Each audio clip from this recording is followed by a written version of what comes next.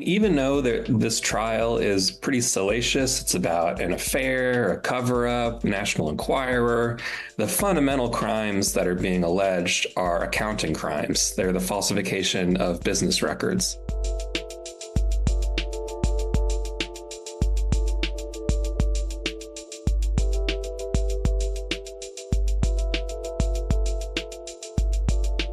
They brought in these accounting folks from the Trump organization to have them explain, one, how the accounting processes worked, the literal software they use, the way they process checks to be cashed, and also how it specifically worked in the case of payments to Michael Cohen, who in turn was paying off Stormy Daniels. Deborah Tarasoff she's still working for the Trump organization, and she's been there for a long time.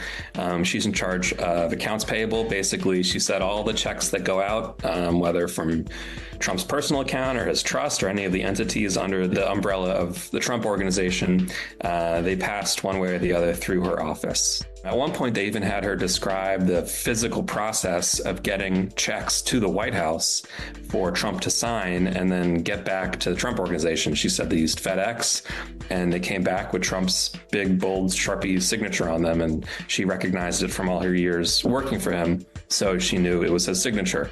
So basically, putting the tiny little details together like that in order to show to the jury Trump knew about these payments, he was personally responsible for them, and that they were categorized in the Trump organization's accounting system as legal payments for Michael Cohen, even though prosecutors allege they were hush money payments for Stormy Daniels. Tarasoff, who is in charge of accounts payable, described it as a family business. And I think that's true. Not only does Trump have his kids working on various parts of his business, but also even the people who aren't related to the Trump family, but who are in positions of power. It's a pretty small group of people that run this company. And so prosecutors, it seemed like they were trying to show the jury things that happen at the top of the Trump organization. A lot of the time they happen with Donald Trump's specific knowledge.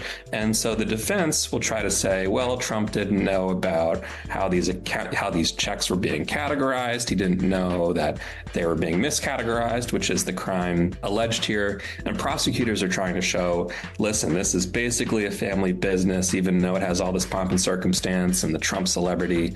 And so they're trying to argue there's no way that these business records could have allegedly been falsified without Trump's knowledge. What we've seen from the Trump defense is an effort to distance him from all of this, to say, well, he wasn't involved with writing specific checks. He didn't categorize the payments this way or that way. He talked with a lot of his business relationships, the way he talked about these payments to Michael Cohen. So it's an effort to deny, to distance, to get caught up in the technical stuff about, do we know how long Michael Cohen's phone that was used as evidence was sitting in an evidence locker? Could someone have tampered with it? So it's a lot of sort of classic defense techniques of trying to muddy the water in the jury's mind. And so the question for prosecutors and the question for this jury is, how clear is the connection between these alleged falsified business records and Donald Trump's specific knowledge and intent? And so that's what we're going to have to see for the remaining few weeks of this trial.